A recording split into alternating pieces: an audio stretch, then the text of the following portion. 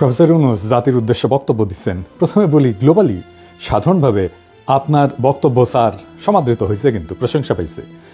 তো স্যার 2 সপ্তাহ পার হওয়ার আগেই জাতির উদ্দেশ্যে আরেকবার ভাষণ দিলেন। এটা দ্বিতীয় ভাষণ। খুব গুরুত্বপূর্ণ বিষয় থাকলে ভাষণ দিতেই পারেন। দেখা যাক আপনি কি কি বিষয়ে কথা বললেন। জুলাই আগস্ট বিপ্লব নিয়ে শুরু করলেন, বললেন বন্যা নিয়ে, আনসারদের অবরোধ, পরোক্ষভাবে গার্মেন্টস, গণভবনকে জাদুঘর বানানো, 6টা বিশেষ কমিশন, আর কারে ভোট দেওয়া যাবে না, এই নিয়ে আপনার ব্যক্তিগত মতামতকে রাষ্ট্রের নামে চালাইলেন। কিন্তু পাইলাম না কয়েকটা গুরুত্বপূর্ণ বিষয়ের আলাপ। যেমন আন্দোলনের শহীদদের তালিকার কমিশন পাইলাম না চিকিৎসাধীনদের চিকিৎসার জন্য সুস্পষ্ট পদক্ষেপ, আন্দোলনের দৃষ্টিশক্তি হারানোদের সর্বোচ্চ চিকিৎসার পদক্ষেপ পাইলাম না, নিহতদের পরিবারের সহায়তা আর পঙ্গুত্ব বরণকারীদের জন্য পুনর্বাসনের কমিশন পাইলাম না, গত 17 বছরে স্বৈর শাসনের সকল বিষয়ে তদন্ত আর শ্বেতপত্রের কমিশন পাইলাম না, পাচার হওয়া অর্থ উদ্ধারের কমিশন পাইলাম না, প্রশাসন বিদেশি মিশন থেকে আওয়ামী প্রেতাত্মাদের অপসারণ কাজের অগ্রগতির খবর। তবে কিছু কিছু বিষয়ে আপনার অর্জন আর প্রচেষ্টার প্রশংসা করতে দ্বিধা নাই। সংযুক্ত আরব আমিরাতে স্বৈরাচার বিরোধী আন্দোলনে অংশগ্রহণ করিয়া কারাবরণকারী বাংলাদেশিদের মুক্ত করার জন্য আপনাকে ধন্যবাদ জানাতেই হবে। চায়না আর রাশিয়ার সাথে আমাদের ঋণের সুদহার কমানো আর পরিশোধের সময় বাড়ানোর আলোচনার একটা ভালো পদক্ষেপ। তেমনি জাইকা, বিশ্বব্যাংক এগুলো থেকে জরুরি ঋণ সহায়তার উদ্যোগ নেওয়াটাও ভালো পদক্ষেপ। পাশাপাশি হাসিনা যে শেষ সময় 60,000 কোটি টাকা ছাপায় মুদ্রাস্ফীতি কইরা জিনিসপত্রের দাম বাড়াইছে, সেটা আরো পরিষ্কার করে বলতে পারতেন, তো ছোট কইরা না আর কি। আপনি প্রাণ খুইলা সমালোচনা করতে বললেন বলেই বলতেছি। তবে আমরা বললাম আর আপনি শুনলেন কি শুনলেন না, এটা যদি ভিতরের মতলব হয় তাহলে কিন্তু বিষয়টা ভালো হইল না। আমরা তো কিছু অ্যাকশন দেখতে চাই, তাই না? নাহলে কি আর করা, একটা ব্যবস্থা তো হবেই। তো কি করেন? আজ আমি শুধু ধরবো সংস্কারের জন্য করা 6টা কমিশন নিয়ে, বাকি বিষয়গুলো পরের এপিসোডে আলাপ করব। যেহেতু বাংলাদেশ রাষ্ট্রের কাঠামোগুলো এখনো গণস্বার্থ বিরোধী পক্ষগুলোর প্রভাবী প্রবল, সেহেতু আমি শুরু থেকে 3টা সতর্কবাণী উচ্চারণ করে রাখতেছি। কি কি? 1 নাম্বার, এই কমিশনগুলোকে তাদের উপর অর্পিত দায়িত্ব এবং কর্মগুলোকে অবশ্যই নির্ধারিত 3 মাসের মধ্যে সম্পন্ন করতে হবে। কোনো অজুহাত বা বিবেচনাতে 3 মাসের মেয়াদ বাড়ানো যাবে না। যারা পারবেন না, সংশ্লিষ্ট সেই কমিশন বা কমিশনগুলোকে অযোগ্য ঘোষণা করতে হবে। 2 নাম্বার, সংস্কার ভাবনার রূপরেখাও এরপরে 1 মাসের মধ্যে চূড়ান্ত করতে হবে। তাইলে আমরা ধরে নিতে পারি 2025 সালের জানুয়ারি মাসের মধ্যে এই সমস্ত কর্মকাণ্ড সম্পন্ন কইরা বাংলাদেশ তার পরবর্তী ধাপে পা রাখবে। 3 নাম্বার, 2014 সালের পর থেকেই বাংলাদেশে জনপ্রতিনিধি নির্বাচন, সরকার গঠন, স্থানীয় সরকারের শাসক বাছাই, ব্যবসা বাণিজ্য এমনকি শিল্প মালিকদের সংস্থা এবং শ্রমিক কর্মচারীদের প্রতিনিধি নির্বাচন সহ ধর্মীয়, সামাজিক এবং সাংস্কৃতিক সংস্থার প্রতিনিধি নির্বাচনের লক্ষ্যে কোথাও কোনো একটা অবাধ, সুষ্ঠু, নিরপেক্ষ ভোটাভুটি হয় নাই। যেহেতু যত দ্রুত সম্ভব এদেশের মানুষকে নির্বাচন অর্থাৎ ভোটাভুটির যে আস্বাদ, এটা গ্রহণের অবারিত সুযোগ করে দিতে হবে। কিভাবে?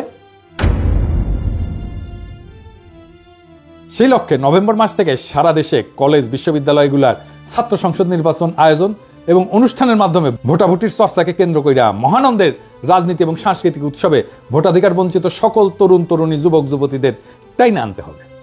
আমাদের ভুলে গেলে চলবে না, দেশের জনসংখ্যার প্রায় অর্ধেক 32 থেকে 33 বছর বয়স পর্যন্ত যাদের বয়স, তারা এখনো একবারও অবাধে, সুষ্ঠু এবং নিরপেক্ষ পরিবেশে অনুষ্ঠিত কোনো নির্বাচনে ভোট দেওয়ার সুযোগ পায় নাই। সব সাধুকে সাবধান করে আমরা বলতে চাই, বাংলাদেশে জুলাই আগস্ট বিপ্লবের মাধ্যমে যে গণজাগরণ সৃষ্টি হয়েছে তাকে তুচ্ছ ভাবার স্পর্ধা দেখাবেন না। এটা ফ্যাসিবাদ, স্বৈরতন্ত্র, পরিবারতন্ত্র, বড়লোকিপনা, এলিটপনা, এনজিও নেতাদের আভিজাত্যাভিমান এবং ইসলাম বিদ্বেষ এবং পশ্চিমা শক্তির অনুরাগ, এই সমস্ত সহ সকল ধরনের ক্ষমতা কুক্ষিগত করার হীন সংকীর্ণ গণস্বার্থবিরোধী কার্যক্রম প্রতিরোধ করে বিজয়ী হয়েছে। ফলে পরিবার, সমাজ, রাষ্ট্রব্যাপী যে গণচেতনা এবং জন আকাঙ্ক্ষা, গণপ্রতিরোধ প্রক্রিয়া সৃষ্টি হয়েছে তা পরাভবহীন, অকুতভয় এবং অজেয়। রাজনীতি, সরকার এবং রাষ্ট্র সংস্কারের প্রায়োগিক ক্ষেত্র অর্থাৎ বাস্তবে যে কাজ হবে, এবার সে আলোচনায় চলে আসা যাক। ডক্টর মোহাম্মদ ইউনূস গতকাল বুধবার এমন লক্ষ্য অর্জনের জন্য 6টা কমিশন গঠন করার সিদ্ধান্ত নিয়েছেন। এর মধ্যে নির্বাচন ব্যবস্থা সংস্কার কমিশনের প্রধান হিসেবে দায়িত্ব পালন করবেন সুশাসনের জন্য নাগরিকের সম্পাদক বদিউল আলম মজুমদার। দুর্নীতি দমন কমিশনের সংস্কারের প্রধান হিসেবে দায়িত্ব পালন করবেন টিআইবি নির্বাহী পরিচালক ইফতেখারুজ্জামান। ওনারা একবার ধরছিলাম, ওনার সম্পর্কে এখন আর কিছু না বলি। সংবিধান সংস্কার কমিশনের প্রধান হিসেবে দায়িত্ব পালন করবেন বিশিষ্ট আইনজীবী শাহদিন মালিক। বিচার বিভাগ সংস্কার কমিশনের প্রধান হিসেবে দায়িত্ব পালন করবেন বিচারপতি শাহ আবু নাইম মমিনুর রহমান। জনপ্রশাসন সংস্কার কমিশনের প্রধান হিসেবে দায়িত্ব পালন করবেন সাবেক তত্ত্বাবধায়ক সরকার উপদেষ্টা অবসরপ্রাপ্ত আমলা আব্দুল মঈদ চৌধুরী। পুলিশ প্রশাসন সংস্কার কমিশনের প্রধান হিসেবে দায়িত্ব পালন করবেন আরেক অবসরপ্রাপ্ত সচিব সফররাজ হোসেন। তো উনাদের সিলেকশন কেমন হইল, তাই না? আসেন এটা একটু বিচার করে দেখি। জনাব বদিউল আলম মজুমদার, জনাব ইফতেখারুজ্জামান এবং শাহিদিন মালিক, এই তিনজন মূলত এনজিওজীবী মানুষ। এরা শিক্ষকতাও করছেন এবং মাঝে মধ্যে এখনো তা করেন। এদের সততা নিয়ে কোনো প্রশ্ন নাই, আমার নাই। যোগ্যতা নিয়ে আমার কোনো প্রশ্ন নাই, এবং কারোই কোনো প্রশ্ন নাই এদের পশ্চিম অনুরাগ নিয়ে, কোনো সন্দেহ নাই। তাহলে এরা সৎ, এরা যোগ্য, কিন্তু এরা পশ্চিম অনুরাগী এবং এরা এনজিওজীবী, ঠিক তো? আচ্ছা, অবসরপ্রাপ্ত আমলা আব্দুল মহিদ চৌধুরী সরকারি কর্মজীবন শেষ করার পর ব্র্যাকের নির্বাহী পরিচালক পদে চাকরি করার মধ্যে দিয়ে এনজিওর জীবিকা নির্বাহ করতেছেন। উনি আরেকজন এনজিওজীবী, বুঝছেন? এনজিওগ্রাম সরকারের কমিশনেও এনজিওগ্রামী। এখনো তিনি বহুবিধ এনজিও পরিচালনার সাথে যুক্ত আছেন। এ ভদ্রলোকের সততা নিয়ে আমার কোনো প্রশ্ন নাই, যোগ্যতা এটা নিয়ে আমার কোনো প্রশ্ন নাই, পশ্চিমা অনুরাগ নিয়েও আর আমার কোনো প্রশ্ন নাই, এবং ধর্মপরায়ণতা নিয়েও আমার কোনো সন্দেহ নাই। বিচারপতি শাহ আবু নাঈম মমিনুর রহমান, ওনারা চেনেন কিনা জানি না, সমসাময়িক বিচারপতিদের মধ্যে নিয়ে এক বিরল চরিত্র, আত্মসম্মান মর্যাদা সম্পন্ন একজন সৎ, দক্ষ, যোগ্য, ধর্মপরায়ণ এবং সাহসী মানুষ। বাংলাদেশের বিচার অঙ্গনে তিনি ব্যাপকভাবে সমাদৃত ব্যক্তি। উনারই আসলে প্রধান বিচারপতি হওয়ার কথা ছিল, হন নাই। কেন জানেন? উনি হান্নান শাহের ছোট ভাই, বিএনপির হান্নান শাহের ছোট ভাই। উনার বাবা মান্নান শাহ কৃষক প্রজা পার্টি এবং মুসলিম লীগের নেতা ছিলেন, পাকিস্তানের খাদ্যমন্ত্রী ছিলেন।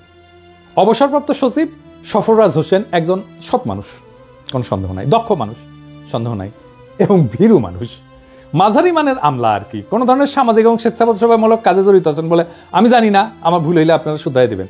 তো প্রফেসর ইউনূস ওনার নাম বক্তৃতার সময় ভুলভাবে উচ্চারণ করে বলেছেন সরফরাজ চৌধুরী বলছিলেন।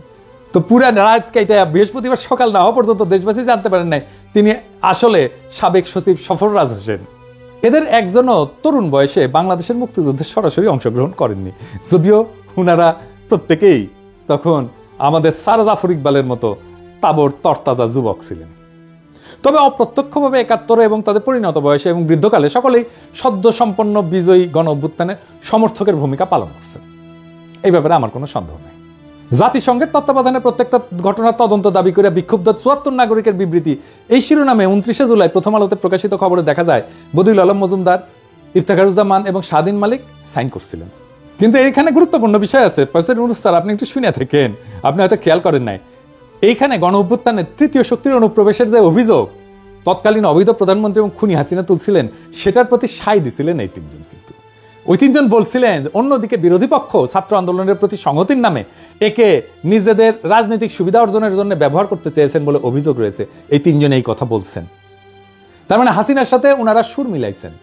ওই বিবৃতিতে আরো বলছেন যে এই আন্দোলন চলাকালে নাশকতামূলক তৎপরতার কারণে বেশ কিছু রাষ্ট্রীয় প্রতিষ্ঠান স্থাপনা এবং সম্পদ ক্ষতিগ্রস্ত হয়েছে, যা কোনোভাবে সমর্থনযোগ্য নয়। ওনারা বিপ্লবী সহিংসতার বিরোধী ছিলেন, তার মানে বিপ্লবের বিরোধী ছিলেন। সুষ্ঠু এবং নিরপেক্ষ তদন্তের মাধ্যমে এই সমস্ত নাশকতার জন্য যারা দায়ী তাদের চিহ্নিত করে আইন অনুযায়ী শাস্তির দাবি জানাইছিলেন তারা। তার মানে আমাদের শাস্তি দিতে চাইছেন ওনারা। কথা সত্য কিনা? কি বদিউল আলম মজুমদার, শাহিদিন মালিক ভাই, ইফতেখারুজ্জামান সাহেব বলছেন তো? তার মানে আপনারা আমাদের শাস্তি চাইছেন এবং বিপ্লবোত্তর কালে আপনারাই আমাদের কমিশন কইরা আমাদের সংস্কার করবেন। ফাজলামো করেন আমাদের সাথে। আপনারাই বলেন এই সমস্ত সম্মানিত ব্যক্তিদের সম্পর্কে আর কি বলবো। শাহিদিন মালিক সম্পর্কে একটু আলাদা কইরা বলি। উনি ভালো মানুষ, কোনো সন্দেহ নাই, জ্ঞানী মানুষ, কিন্তু কর্মী মানুষ কি উনি চোখে দেখেন না, সেটা সমস্যা না। কিন্তু উনি একজন ভীতু কাপুরুষ মানুষ, তাই ওনার জ্ঞানকে তিনি কাজে লাগাইতে পারেন না। উনি যা বিশ্বাস করেন সেটাকে আঁকড়ে ধরে শক্তভাবে তার পক্ষে দাঁড়াইতে পারেন না। আমি একটা এক্সাম্পল দিই। উনি প্রথম শাহবাগ নিয়ে ক্রিটিক করছিলেন যে আদালতের রায়কে রাজপথে এইভাবে চ্যালেঞ্জ করা যায় না, কিন্তু তারপরে শাহবাগীদের ঠাপ খেয়া ওই শাহবাগে এসে উনি আবার সংগতি জানাই গেছে। তো উনারা দাবরানি দিলে উনি তো ভেঙে পড়বেন, তো উনারের এইকা লাভ কি? আরো গুরুত্বপূর্ণ এবং এটা সব জটিল ব্যাপার যে শাহিদিন মালিক মুজিবের তৈরি ৭২-এর সংবিধানকে মুক্তির দলিল মনে করে। 2011-র 10 এপ্রিল সুজন একটা গোল টেবিল করছিল, ওইখানে শাহিদিন মালিক মূল প্রবন্ধ উপস্থাপন করছিল এবং বলছিল যে 1972 সালের সংবিধান সত্যিকার অর্থে একটা মুক্তির দলিল। এরপর প্রায় গত 40 বছরের সংবিধান সংশোধনের যে ইতিহাস, সেটা এক কথায় মুক্তির সেই স্বপ্ন এবং আদর্শের বিচ্যুতির ইতিহাস। তার মানে সংবিধান সংস্কার বলতে উনি বুঝেন যে ৭২-এর সংবিধানে ফেরত যাওয়া।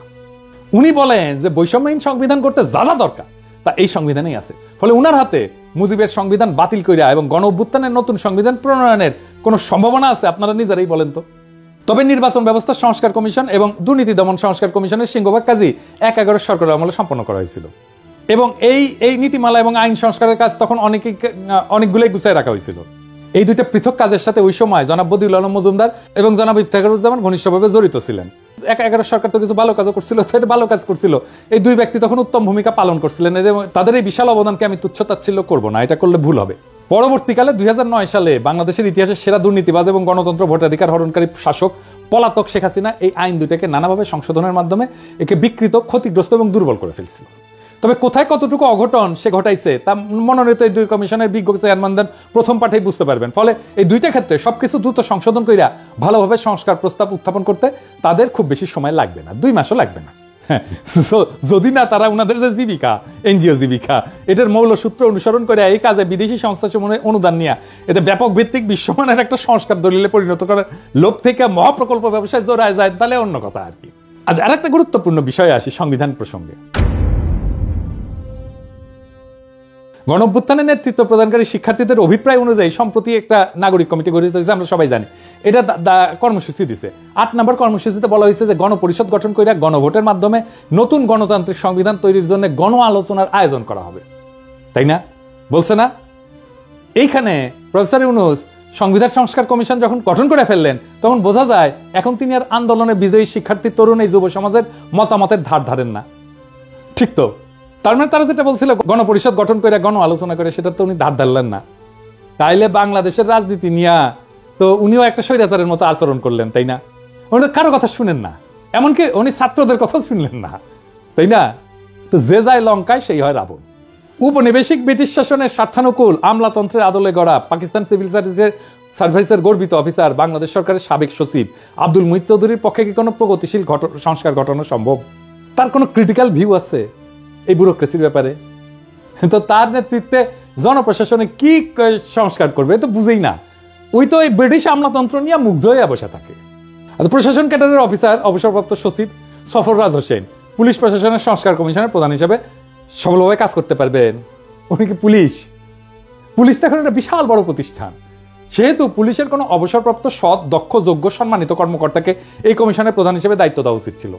এখন প্রেসিডেন্ট অনুরোধ করতে পারেন, এমন লোক খুঁজে পাই না। তাহলে যদি খুঁজে না পাওয়া যায় তাহলে একজন বিচারপতিকে উল্লেখিত কমিশনের চেয়ারম্যান করলে ভালো হইতো না? একজন আমলা যার পুলিশ সম্পর্কে কোনো অভিজ্ঞতাই নাই, তারে কমিশনের চেয়ারম্যান বানাই দিচ্ছে। বলেন তো, আপনারা তো দেখছেন, আমি একটা পুলিশের নিয়ে একটা এপিসোড করেছিলাম। উনি কি এই জিনিসগুলো জানেন? জানেন? জানেন না। তো আমার মতো একজন সামান্য ইউটিউবার যে জিনিস জানে সেটাও তো উনি জানেন না রে ভাই। বিচার বিভাগ, জনপ্রশাসন বিভাগ, আইন শৃঙ্খলা, জননিরাপত্তা বিভাগের পাশাপাশি রাষ্ট্রের চতুর্থ গুরুত্বপূর্ণ প্রতিষ্ঠান হচ্ছে বাংলাদেশের সশস্ত্র বাহিনী। এই দীর্ঘ 15 বছরের ফ্যাসিবাদী শাসনে এর অন্তর্গত বাহিনী সমূহে ব্যাপক ক্ষতিগ্রস্ত হয়েছে। তাদের অনেক কর্মকর্তা খুন, গুম, দস্যুতা, দুর্নীতি সহ নানা গণবিরোধী কাজে জড়ায় পড়ছেন। নৈতিকতা ও নেতৃত্ব শূন্যতায় ভোগা এইরকম বাহিনীতে ব্যাপক সংস্কার প্রয়োজন। সেই জন্য সশস্ত্র বাহিনী বিষয়ে একটা সংস্কার কমিশন গঠন করা জরুরি ছিল।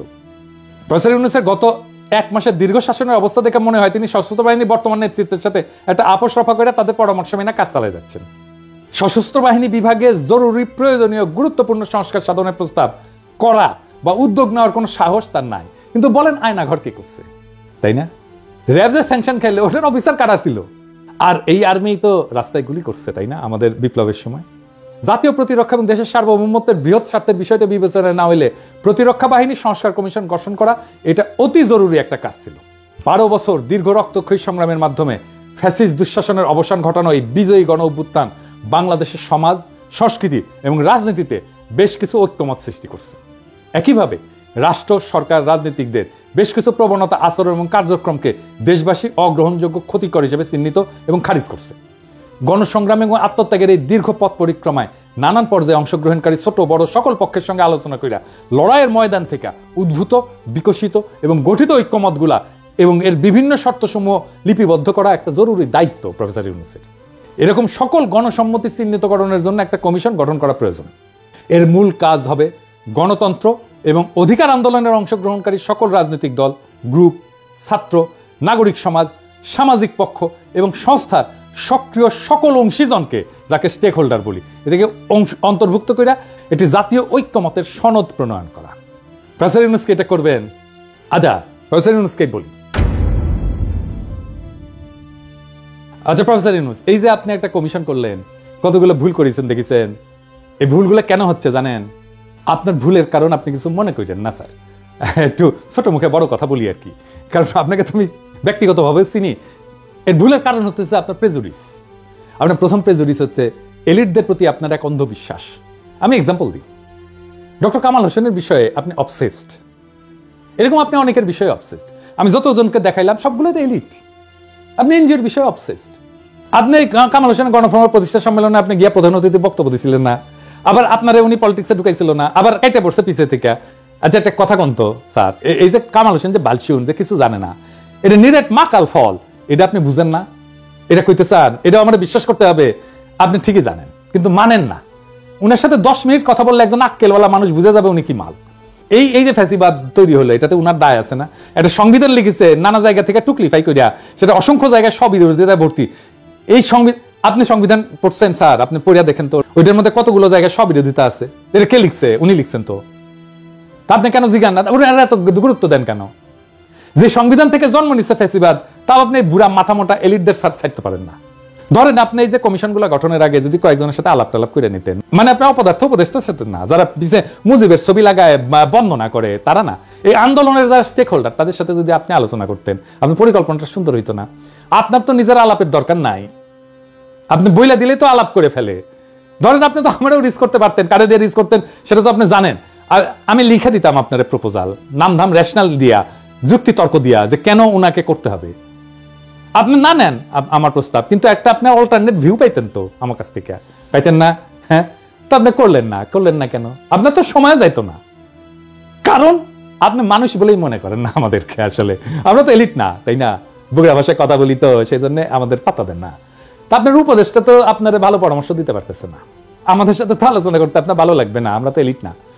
তা আমরা তো সাহায্য করতে চাই, সাহায্য নেন না কেন? আমি সিরিয়াসলি জানতে চাই আপনি নেন না কেন? আপনার বক্তৃতার খুঁটিনাটি নিয়ে আমি আর একটা এপিসোড করব, কিন্তু আপনার দোহাই লাগে আপনার কাজের পদ্ধতি পাল্টান। এটা পলিটিক্স, এটা সামাজিক ব্যবসা বা গ্রামীণ ব্যাংক না স্যার। এটা জাতির ভবিষ্যৎ যুক্ত আছে এটার সাথে। মেহরবানি করে এই জাতিকে বিপদে ফেলায়েন না। এমনিতে আপনার উপদেষ্টাদের নিয়ে আমরা হতাশ, আপনারে নিয়ে হতাশিতে দিয়েন না স্যার। আপনার পেলিজ লাগে, এটা বিপ্লব করছি নষ্ট হইতে যাওয়ার জন্য না। এই বিপ্লব আমরা টিকায় রাখবো এবং আপনারে এই বিপ্লব টিকায় রাখতে হবে। এই দায়িত্ব আপনাকে পালন করতেই হবে। আপনি দায়িত্ব নিয়েছেন, পালন করতে হবে এবং আপনি যেন সর্বোচ্চ ফলাফল নিয়ে আসতে পারেন, সেই জন্য আমাদের এই কনস্ট্যান্ট ওয়াচ রাখতে হবে এবং আপনাকে সমালোচনার মধ্যে রাখতে হবে। এটা আমরা রাখবো, এটা আমাদের দায়িত্ব, কারণ দেশ আমাদের সবার। ইনকিলাব জিন্দাবাদ।